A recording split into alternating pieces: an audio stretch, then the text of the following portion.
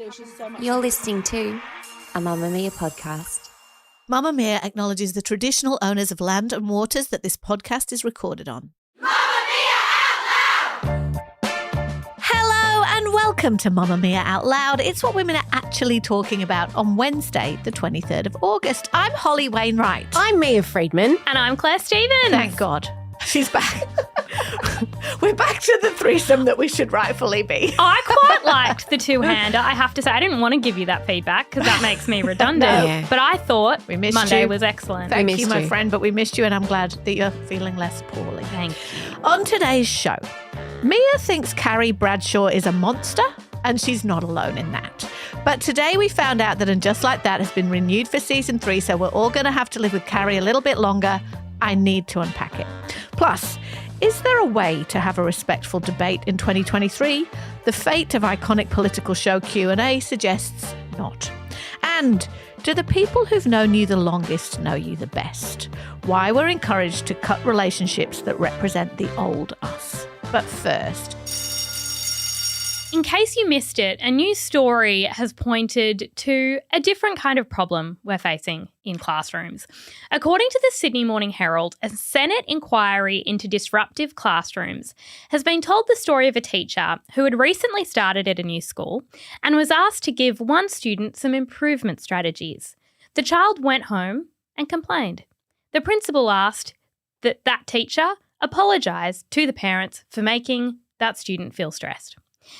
Australia's classrooms are ranked among the worst in the world when it comes to discipline, and the responsibility for that should not fall solely on teachers, education experts have told a federal Senate inquiry into disruptive classrooms. I think it's us. We're the problem. Oh, God, It's me. yes. Yes. Yeah. A report earlier this year said the disciplinary climate in Australia was among the least favourable compared to other member nations, while Australian teachers felt less capable when it came to dealing with disruptive students. The inquiry is expected to report its findings by November, but why I found this particularly interesting at the moment is because also in the news this week are NAPLAN results. And people love reporting the NAPLAN results in the context of teachers do better. So the NAPLAN results show that 1 in 3 school students throughout Australia are not meeting minimum numeracy and literacy expectations, and 1 in 10 are so far behind they need additional support. What about children try harder? Yeah, children try harder. But it really reminded me that considering this Senate inquiry about discipline in schools, if teachers don't even have the authority to give students improvement strategies, how can we be expecting an environment of rigorous learning? Do you remember, I don't know if it was like this in the UK, Hull, in Manchester, oh dear. the cane. We used to Oh my God, Mia people Freedman. used Oh, to dear get, Lord. I'm not saying bring it back, but I'm just saying look how far we've come. In our lifetime, we were hit with sticks on our hands Oh my and on our gosh. bottoms And that for didn't being naughty. work. Oh, was it and our great? parents were like, meh, I shouldn't have done that. Oh my God. Imagine that now. Like, look how far the I- pendulum has swung. That is not the lesson. Teachers, every time NAPLAN results come out, teachers get a big whack from the media. I had Breakfast TV on this morning and there was a big whinge about it. And I'm just like, teachers need medals and crowns and much Ticker tape more parades. money because they are dealing with things that no other teachers have had to deal with. Like my kid goes to a school where they're just all watching TV on their iPad. You know what I mean? Like my kid In class, yeah. That didn't happen in my world. Teachers weren't competing with phones, technology, very, very reduced attention spans. And also I'm on team NAPLAN's bullshit anyway. Love that. Love that. Says the person who bought her daughter a cake, For saying completing well it. done for even going to NAPLAN, which was compulsory. Year 3.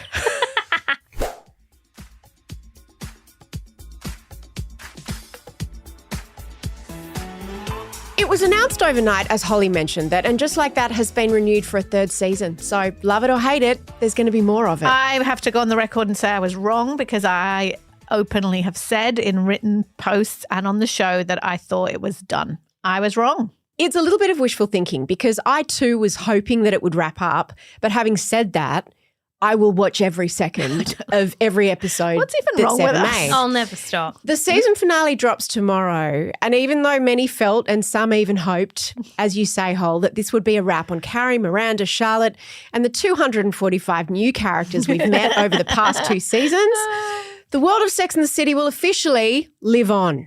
But has Carrie outstayed her welcome? No. Is she actually a monster? No. And we've just not noticed until now? No. Well, I wrote an opinion piece about this for Mamamia this week.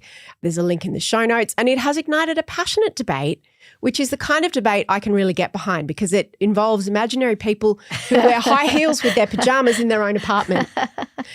Now, we aren't going to recap last week's episode where Carrie pushed so many people over the edge because we already did that. We'll put a link in the show notes to our subscriber episode. But the general gist of my view in my opinion piece, and right now in my heart, is that even though she's always been the main character of the show, her main character energy has really tipped into narcissism. And look, this is the cardinal sin on this show, being a very bad friend. Holly disagrees vehemently. Holly, defend Carrie. I think that people have such an issue with Carrie because they don't like child-free women over 50.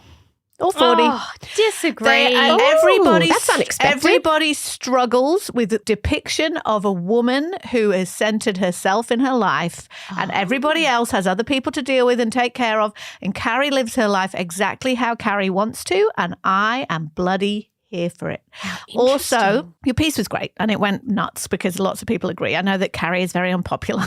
She was awful this week. She was an awful friend to Miranda. I will put my hand up self-obsessed. and say, like, the not following Miranda out of the comedy concert where she got roasted. She was confused about everything. And I was confused about why I was fucking her. I have to go. Sorry. Same place. Sorry. It's the same place-ish. That'll go in the annals of the not bad good. friend. But there were other things she did Bible. on that were fine. Like, I relate to her and how complicated it is when you're friends with your friend's exes and there's an event and who's going to get there. And you can't always side with your friend and be like, you're right, I'm going to cut him out of my life because you cut him out of yours. That's not real. But my main thing is that I love that the depiction of Carrie is like, she's complicated and sometimes she does shitty things. Let her, who has never, ever done a shitty thing, throw the stones at Carrie. I have had times in my life when I haven't been a great friend. I've had times in my life when I haven't shown up for someone. In that piece, you cherry-picked lots of times that Carrie had been bad and you ignored lots when she'd been good. Like the time when she was the only one who went to Miranda's mum's funeral and stood up and walked down the aisle with her to support her. They all went. Stood up and went down the aisle with her to be there for her. She was there when her friends' babies were born. She's a great friend lots of the time. I don't know. Are those things just really obvious basic things you should do for a friend? Absolutely not. I remember watching Sex and the City and always thinking Carrie was the worst. I know lots of people thought that, but that's because she's selfish. But when you originally watched the show, your point about it's because she doesn't have children, when I was watching the show, all of them didn't have children. Yeah, but they were all heading for that storyline, whereas Carrie was like, no. There are so many instances where Carrie has been awful, and just thinking about this topic, I was like, oh yeah. Remember when Carrie sent Aiden to go and help Miranda when she had slipped a disc in her back and Miranda was naked on the bathroom floor? That's a cancelable offence. That's cancelable. But that was the point of the show. Like, it wasn't like, oh, that was fine. Miranda was really upset about it and she called her friend out for her. Like, do you really want to watch a show about people who only ever do exactly what they're supposed to do and never upset anybody? I think Carrie Bradshaw is materialistic. She couldn't afford to put a deposit on her house, so she made Charlotte sell her ring where she had $40,000 worth of shoes in her apartment. Misrepresentation of history. She did not make Charlotte do anything. She made her feel bloody She guilted guilty. her. She guilted her until she did it. Oh my she God. did. You people are so boring. I think my biggest problem with her, and that's really interesting what you say about the fact that she doesn't have children. Or dependence. Or dependent. She doesn't even She has want a cat now. She has a that's cat what I now. mean. She didn't even really want a cat. We struggle with women like that. We don't know what to do with them. I don't know, because I didn't feel that way about Samantha necessarily. And I know we haven't seen her in this new iteration of the women in their 50s, so it's probably an unfair comparison. To me, though, I'm the most materialistic, superficial shoes kind of person that exists. So that doesn't bother me. Neither does the wearing silly clothes. I love all that. I think I feel that she hasn't grown. that she's still the same in her 50s as she was in her 30s, and it's not cute anymore. See, I disagree, because I think in these 2 seasons, she's much calmer. She gets all the funny lines. I think she's great. Like, I sometimes think I must be watching a different show, because to me, I think she's grown an enormous amount through the death of Big. I think there have been times when all of them have been bad friends, in inverted commas. Remember at Big's funeral when Charlotte was making it all about herself and Carrie had to ask her to leave? There are times when all of us fail the people around us. And I also struggle with the idea that we only want to watch stories, and clearly we don't, because that's why this show is so iconic, with people who are perfect. Like, I like that Carrie's flawed. I like that she doesn't always follow the script. I like that she's designed a life that works for her. Why not? I think she fails the people around her a lot, and in quite painful ways. She cheated on Aiden. She then cheated on people. Am I the world's worst person? But she like, in my history, I have done it. Holly Wainwright, no, you're not the worst. You're not the worst. But she cheated on her 2 big loves, Aiden and Big. Her not having children, I don't mind. I know lots and lots of women of that age who don't have children. But looking at Carrie as some sort of person to put on a pedestal because her life is exciting and that kind of thing, which we really did in the 90s and 2000s, I'm sort of reevaluating that and thinking that this is a woman who has no family. She doesn't have to care for anybody. Isn't it funny that she's never referenced parents? None. She's made like one offhanded comment. Like, no parents, no siblings. Even her friends are all pretty bloody self-sufficient. I am looking at a woman who, it's not about children. It's about not caring about anybody else. That's just not true, because her friends are her everything. This has always been the point of this show. Like, you're saying it's not that she doesn't have children, but subconsciously we're uncomfortable with a woman who isn't taking care of anyone, whether it's aging parents or children or her friends when they need it. I also think it's unrealistic. But I think there are many examples over the canon of the show when Carrie has turned up for people. We're just not picking them out right now, because the whole point of the show is about friendship, right? And how important it is to her. And we can all say, yes, she did a shitty thing to Seema when she forgot about the beach house, but she was mortified about it. I just think... Was she? Yes, she was. When she was outside the hairdressers talking to her about it, when Seema was like... We'll be fine. We will. I just need some space. Carrie was devastated, and she said, I know what happens when you give friendship space. But Holly, that's about what Carrie wants, not what Seema wants. I actually would use that as another example of Carrie not being a good friend, because Seema was saying, I need space, and Carrie was saying, I don't want that. You're not allowed space. But look, I think it's interesting, and that if you remember, this whole series and the character of Carrie was based on Candace Bushnell, who wrote the original Sex and the City book, which was a novel. But the character of Carrie Bradshaw was deeply unlikable. Not every character has to be likable. Yeah. I agree. But then when people say that was awful, or she's not likable, you can't then insist, no, in fact, she is likable, because I think she's both, like all of us. I think there are some things that she does that are very unlikable and flaky and not great. And I think there are some things that she does that are brilliant and wonderful, like all of us. She's complicated. No, I know. I like complicated women in fiction. I just think that we've been sold this idea, even to ourselves, that it feels almost sacrilegious to say, is Carrie a bit of a dick?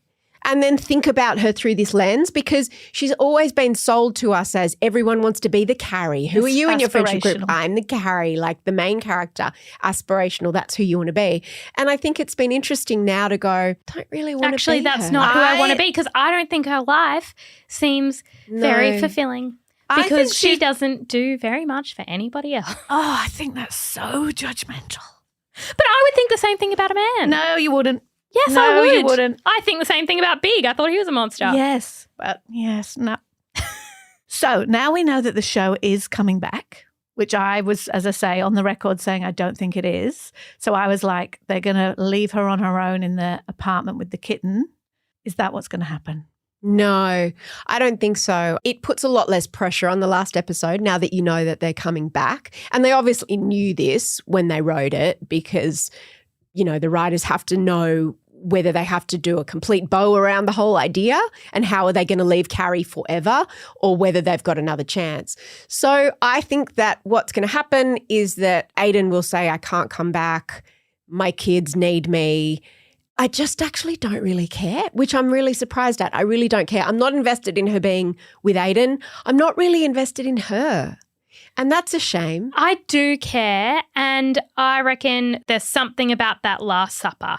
There'll be some tension in it. I don't know if it'll be like a clear break or a clear they're together. I think there'll be some ambiguity to keep us watching for the next season, but something in that Last Supper, whether he says he's not coming back and then he turns up for that or somebody else turns up. I just think that they've made it a big, big moment. They love the symbolism of it. So I just reckon they're going to hone in on it. Out Louders will be recapping it, of course, as soon as it drops. So you'll be able to listen to us talk about that on a subscriber episode. And just like that, I realized you never know what Mamamia Out Loud will bring.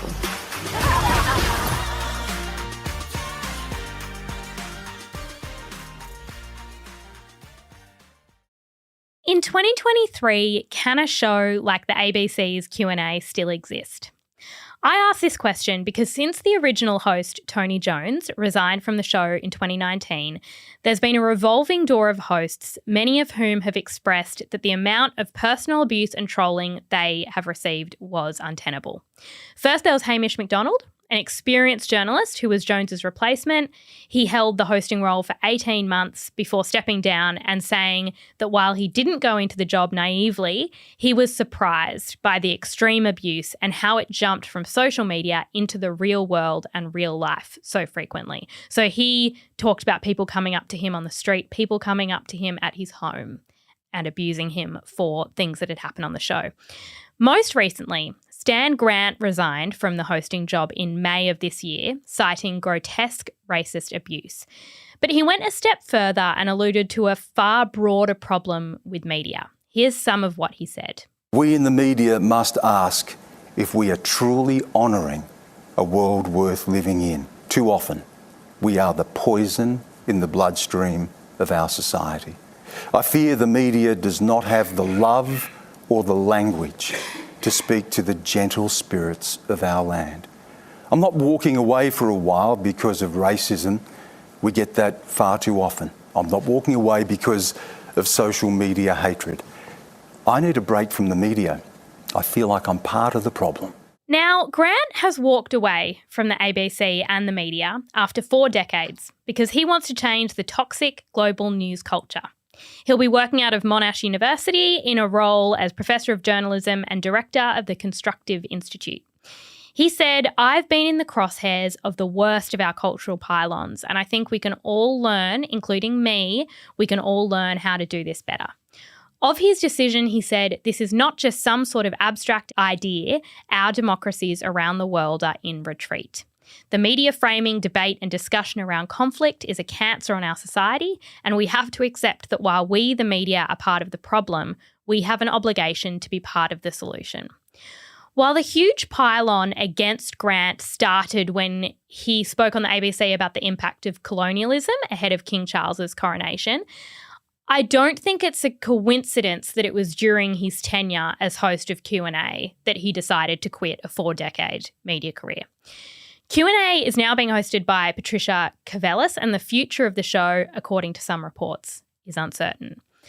I believe that Hamish McDonald, Stan Grant, and the rotating roster of hosts are a symptom of the fact that a show like Q&A simply cannot exist in 2023. Public discourse has broken down too much. We do not know how to engage and disagree respectfully anymore, and we're too intolerant of people with opposing views to our own. The complaints and the abuse and the demands on a public square show like Q&A therefore make it entirely untenable. Mia, do you think the current cultural moment is incompatible with shows like Q&A? I think that's a really interesting idea. There's a few things that are very specific to Q&A. First of all, it was built not on the back of Twitter, but the idea of the tweets alongside was very much the sort of Greek chorus of everybody could have their view, right? And that I don't think was good. I know it was groundbreaking at the time and they only just stopped it like a couple of weeks ago. That then turned it into a sort of a gladiatorial pick a team. The second thing, I think, the coincidence, and it's not a coincidence, of why the hosts that came after Tony Jones were trolled so mercilessly.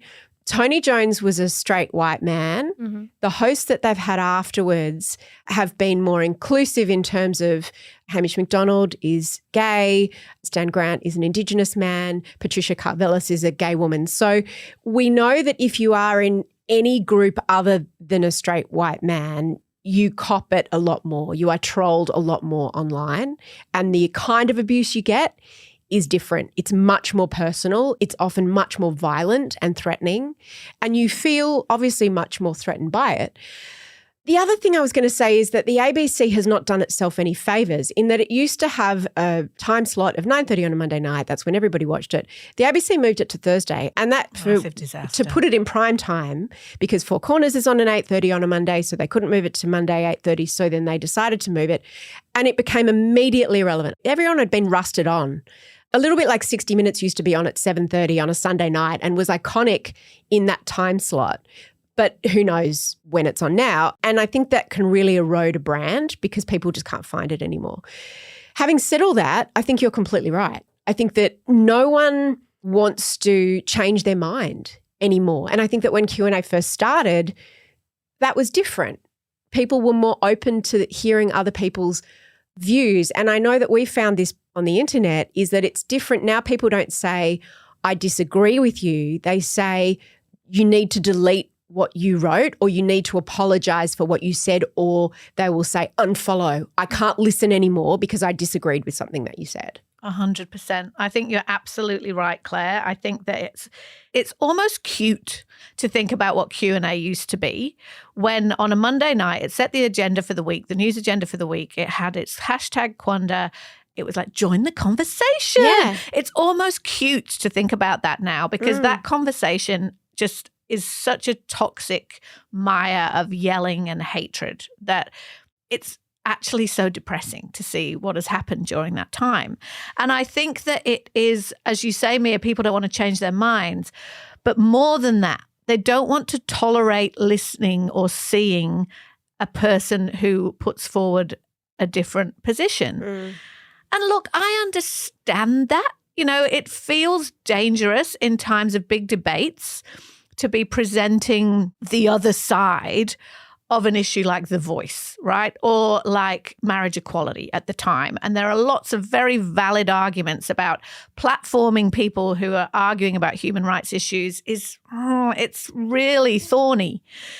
But on the other hand, the level of expectation— But you say, just to interrupt for 1 second, you say the other side— the people on that side think that you're the other side, right? So it goes both ways. Of course, but I'm thinking about, so say the marriage equality debate, there are plenty of people in the LGBTQI plus community who believe that giving a platform to people who were arguing against their right to be married just gave a free pass to a whole lot of bigots who were debating their basic human rights and whether or not they had a right to love in the same way that straight people did. And was that helpful? Well, you'd have to say, well, the government shouldn't have put it to a referendum. Course. Like, so that's not the fault of Q&A necessarily. No, it's not the fault of Q&A. But what I mean is those kind of examples and massive cultural moments, the idea of like showing both sides is tarnished and tricky. What I'm saying is I understand the argument about not platforming views that can be co-opted in hate, right? I totally understand that. Or in misinformation, like anti-vaxxers. 100%. So you're like, we've got a COVID debate. Do we have to have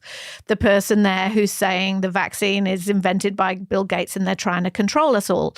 So I understand the limitations of free speech and I understand all those concerns.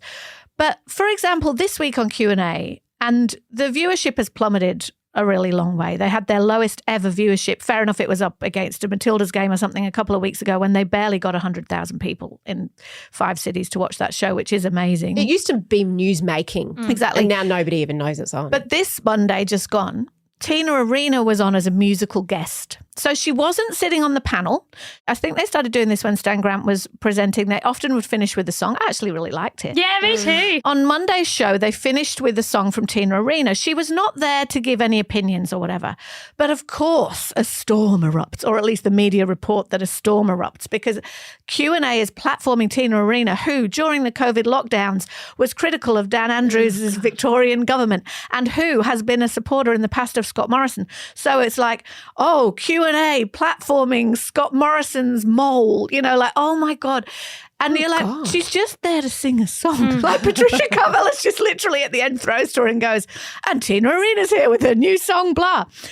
And so if platforming people has become so fraught, I mean, I spoke on Friday about this around Kitchen Cabinet and Annabelle Crabb, and last night she had Peter Dutton on.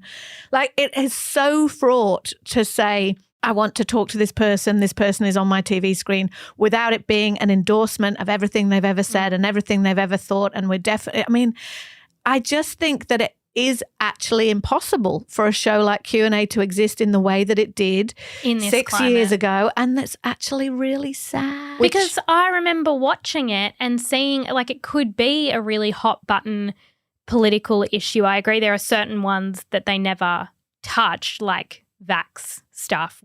Now it feels like it has to be somewhat safe in order to go to air.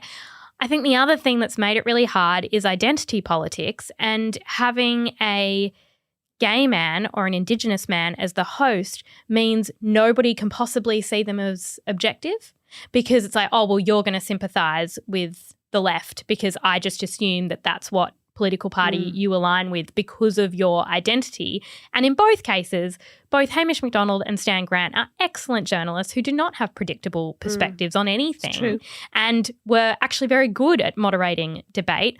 But I think the other thing I've noticed in clips that I've seen of Q&A over the last few months is that the tenets of disagreeing respectfully don't make for the entertainment we're demanding. So which is kind of what Stan Grant is saying, right, when he says that the media has a part to play in this, because we only really want to report on Q&A if people are throwing shoes and yelling at each other. Exactly. We want contempt. We want anger. And in order to win the audience, you do have to make things personal. You do have to call people names. You have to talk over people. You have to make it about your own lived experiences. You have to use I, which often is something that if you're teaching somebody how to disagree respectfully, it's not just using your own personal experience. You do have to put down other people's beliefs. And if you listen, you're seen as being complicit. Literally, if you were teaching a child how to disagree respectfully, all of those things do not translate into television in 2023, which is such a shame. Are we just addicted and programmed by all our algorithms, as we know, for extremity? Is it just boring if people are sitting there debating political issues and they're not trading insults, and so therefore it's not good TV? Yeah, I think that they've also been hamstrung by the nature of the show has meant that fewer and fewer people have wanted to go on it. Yeah. So, you know, I've been on it a couple of times, but a long time ago I said I was never going to go do it again because it's just like there's nothing to be gained. There's only stuff to be lost. Which is awkward because our favourite person in the world, Jessie Stevens, is going to be on it on Monday. I'm sure there'll be something to be gained for her. Yes. But anyway, go on. Yeah. Well, good luck, Jessie. We'll be cheering you on. The thing about Jessie, seriously, good luck, Jessie. She'll be able to handle it. She's incredibly She's so good. Careful and well considered, and has less impulse control issues than Mia Freedman. Correct. Obviously, I don't do any more live TV anymore because it's the worst format for me. But when the producer said to me that every time she approaches a woman, the woman says no and then suggests another woman, whereas she said the men never say no. The men say yes. Not all the men say yes. I think now more and more people who just have moderate views don't want to go on the show, because if you have a moderate view, you are attacked by both sides. Yeah. And so you end up with a show full of people with more extreme views who want to go and grandstand and virtue signal to their tribe on social media, and also are looking for claps from the audience. We have a joke, me and a friend, when we watch it, about how all you have to do is say, we should do more. Yeah, and everyone claps. Yeah. Like about any issue, we should do more, and then that'll make everybody clap. And it's just, it means nothing. No. I think the other thing is the questions that people ask have become Gotchas. laden in contempt. You're asking something to somebody and you're angry at them when you're asking them. And you're also asking, oftentimes, impossible questions. I feel like it's time to just come. It's been nice. I agree, but the reason I think it's sad is because I think public debate is really important. And it doesn't even have to be debate. I don't even want to frame it in so somebody wins and somebody loses. We fill that gap. Well, we do 100%. But one of the things that people always tell us that they like about our show, not to be all back-patty about this, is that we can disagree without it becoming toxic. And I think that that is something that people actually do want. I don't think it's that they don't want it. I think if you frame everything as a competition and a debate, it becomes too tricky to actually make any changes. And I just think it's a shame that show's dying in lots of ways because people just get their information from all the same old idiots on the internet. Or us, of course. Different idiots. Who are clearly not idiots. Now, that is an outrageous comment. I just said you might need a bit of cleaning of your ears there. Because I just said, Mamamia out loud! Now, I can go on and on and on. We know that. If you want to make Mamamia Out Loud part of your routine 5 days a week, we release segments on Tuesdays and Thursdays just for Mamamia subscribers. To get full access, follow the link in the show notes, and a big thank you to all our current subscribers.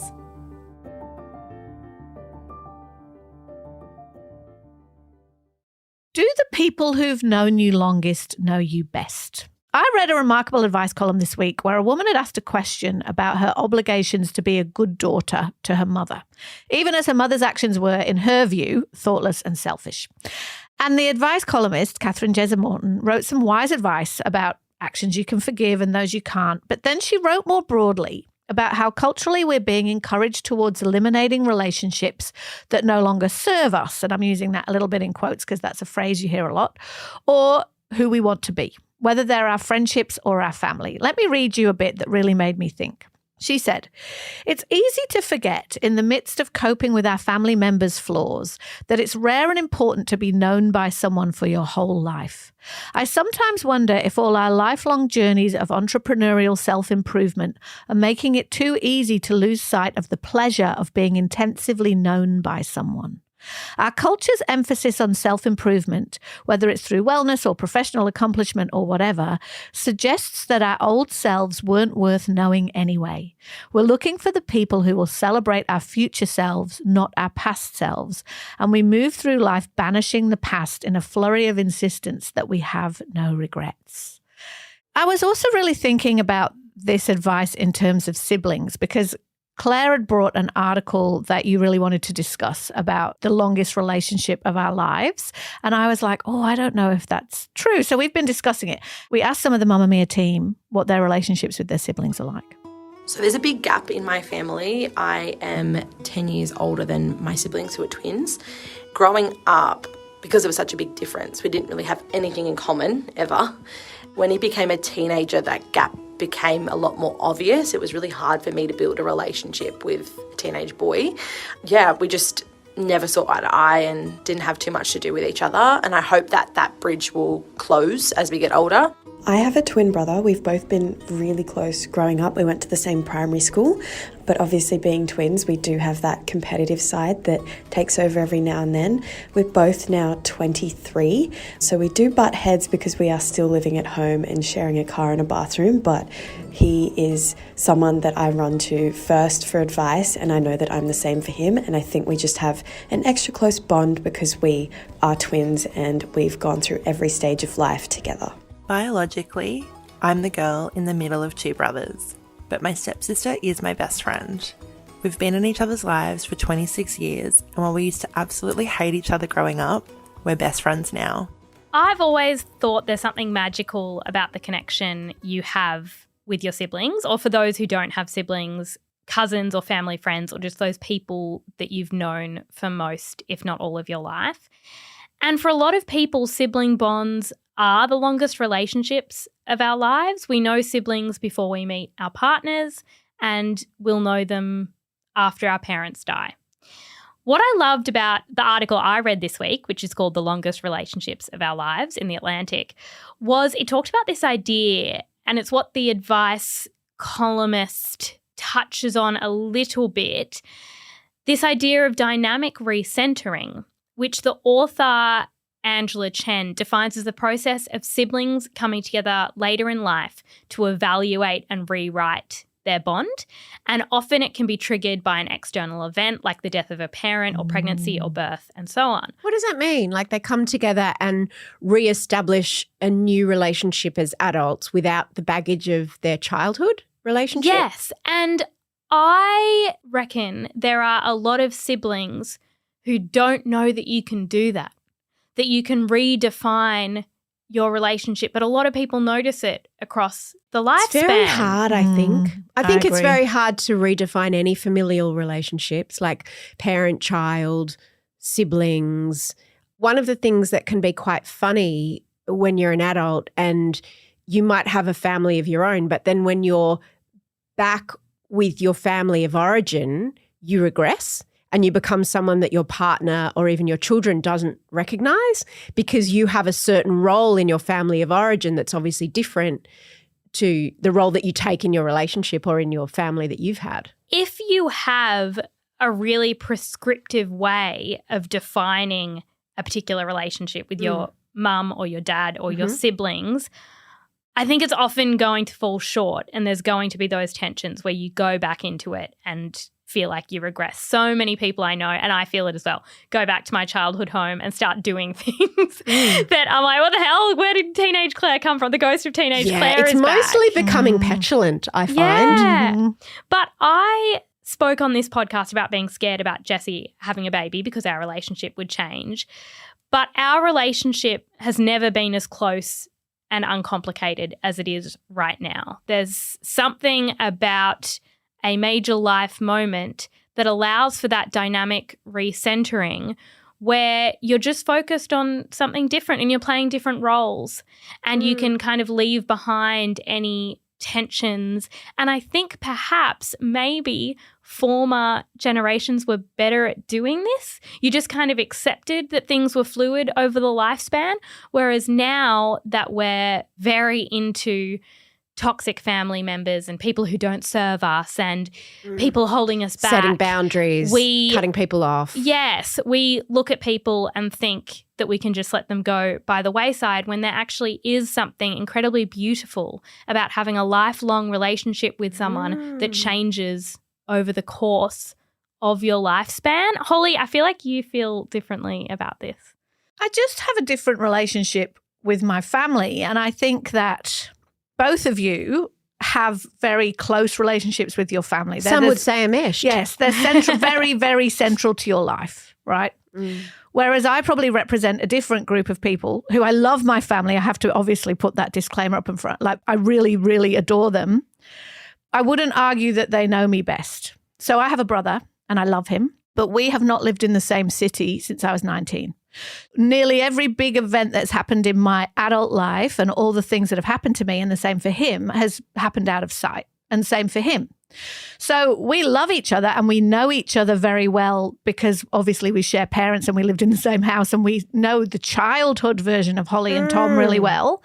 But his old friends would know him better than I do. His former partners would know him better than I do. His kids would know him better than I do. Do you know what I mean? Like I think that it's not necessarily true that for everybody it's somebody who knows you excellently. And I do know that for some people, and this isn't necessarily true for me because my brother is awesome, but I know for some people there is a real problem and tension with always being categorized as the person you used to be, especially if you've made a lot of work, put in a lot of effort to try and change, you know, certain things about yourself. It can be, and I hate to use the word because I know everybody hates it, but it can be really toxic to walk back into a house or back into a relationship with someone who refuses to see you as anything other than who you once were. And that can be little niggly things like, oh, as if you like exercise because you were shit at PE at school. Or it can be big things like a way you might react to a big emotional moment that you've actually really struggled to reprogram how you're going to do that. But they're going to be like, of course you're going to be upset about that. Or of course you're going to think this. Like that can actually be really limiting and difficult for people. So the idea of cutting off all relationships with people who don't serve us has become a little bit aspirational, that you should only have people in your life at all times who are like your greatest cheerleaders and who think you're amazing and who are useful to you in some way on your self-improvement journey. I don't like that. That's bullshit. But I also really respect and understand people who do not want to be held back by whether it's family or old friends who have an old, outdated version of them stuck in their head. I think it can be both. Oh, definitely it can be because both. I felt the significance of the sibling bond recently when my mum lost 2 of her brothers in a relatively short period of time. And speaking to her one night, we were kind of trying to unpack her grief because obviously she was grieving for her brothers and their families and their futures. But she was also grieving for the living part of her and her family's history that had gone with them. So there's a line in the siblings article that says siblings are a form of memory that lives outside ourselves. And so for you, Tom is the only person who holds the memory of your childhood that isn't you. Yep. And so there's something really special and profound about that obviously coexists with all the frustrations of being a sibling. But that is also quite similar to what the advice article said about considering a relationship with somebody in life and considering a relationship with them after they've died, which really struck a chord with you. Absolutely. I mean, I think it's interesting because having said all I've said about my relationship with my brother, last year I went back to England by myself for the first time since I've had kids. And my parents weren't there, which was also for the first time in a long time. They were on holiday. So my brother and I got to spend time together as adults in a way that we have actually never done, like ever done. What was that like? It was amazing. It was great. Because we live in different countries, if we're together, it's because the whole family's together. And my parents are the social directors of that relationship. Oh, we'll go over to Tom's for dinner. Oh, you'll do, like we'll all go here, we'll all do that. Me and my brother have never had an independent, established relationship as adults, really. Like that's familial because we don't live in the same place. So was it like getting to know? It was great because it was stranger? Really, well, no, I'm not arguing that we don't know each other at all. Of course we do. And it was great because I can see all these familiar family traits in him and me and my parents, and we're all like a messy mess like we all are. And like, of course, that's what's happening. And we also, of course, are deeply bonded by our parents and what's going on with them and all of those things. And it was actually amazing and I loved it. And it made me really question what our relationship will be like when our parents aren't there anymore, because it would actually be really easy for it to disappear. For it to disintegrate, because he's a man who's not going to call me every 5 minutes. Like he's not that guy. We've been talking a lot during the World Cup on our WhatsApp, family WhatsApp, which has been great fun. It would actually be quite easy to let that relationship almost entirely disappear, and that would be terrible because it is, as you say, living history, and obviously his kids are part of, and all those things. I think for me that experience isn't frustrating. It's got some poignancy to it. But I do have people in my life for whom it is really frustrating, where they walk back into their family and they're immediately put in like quite a negative, frustrating position because they're not allowed to be who they've become outside of the family. But it could redefine your relationship. That whole kind of decentering could happen once your parents are gone because your sibling is the only person who understands. Yeah. And a lot of people say that there's a bonding that happens because there is only one person who can stand there and understand exactly how you feel and all the complicated emotions. And if you have a sibling, it's probably them. Matilda's fans, which is everybody, I have a recommendation, and it's a special bonus episode of No Filter we're dropping tomorrow with Mackenzie Arnold. Oh, I'm so excited. I did her only podcast interview in Australia. She's about to leave. I think today she leaves to go back to England where she plays for West Ham. What is West Ham? It's a London football team. They're pretty good. West Ham is a London football team. So lots of Matildas play in England. Some of them, quite a few, play in my hometown of Manchester, but lots of them play in London, including Sam Kerr, who plays for Chelsea, and obviously Mackenzie, who plays for West Ham. Yeah, so... she's the goalie, if anyone's wondering. She is. She's the Australian Defence Minister. Mackenzie I'm so Arnold. excited. Was she great? She was great. I wish she'd come in. She was we would great. have all cuddled her though, and it would have been uncomfortable And I was inappropriate. embarrassing. I nerded out and asked all my questions. Like when we see you getting off the bus, you've all got your headphones in. What are you listening to? I actually am quite different. I listen to like a bit of country, like a bit of like chilled music. Like I like just chilling out. I don't like the big doof stuff in my ear because I think it sort of gets me going a bit too early. Like you still have at least, I think, an hour it is when you get into the change room before you head out to warm up. I asked her about nervous wheeze. I asked her about pre-game rituals and post-game rituals. I asked her about all of those things. I display my appalling knowledge of soccer. I apologise profusely for not knowing the rules better, but I think I made up for it with my enthusiasm. Outlouders, if you want to listen to that interview with Mackenzie Arnold, there'll be a link in the show notes. If you're looking for something else to listen to, on yesterday's subscriber episode, we released a special Ask Me Anything. By we, it was me and Holly because you were not here. Yes, it was. So we soldiered on. It was, where Holly and Mia spoke about how they cope with imposter syndrome and share a unique insight into their friendship and how they manage it at work. I'm personally really excited to listen to this one. I haven't listened to it yet. And I'm really keen to see like what the dynamic between you guys was like when it was a bit more private. I'm so keen. I know, we were quite honest about things. It was really weird us being in the studio talking to each other like Just that. felt like us being out for dinner. I quite loved it. There's a link in the show notes if you want to listen to that now. Thank you for listening to Australia's #1 news and pop culture show. This episode was produced by Emeline Gazilas. The assistant producer is Tahli Blackman with audio production from Leah Porges. We'll see you tomorrow. Bye. Bye. Shout out to any Mamamia subscribers listening. If you love the show and want to support us as well, subscribing to Mamamia is the very best way to do so. There is a link in the episode description.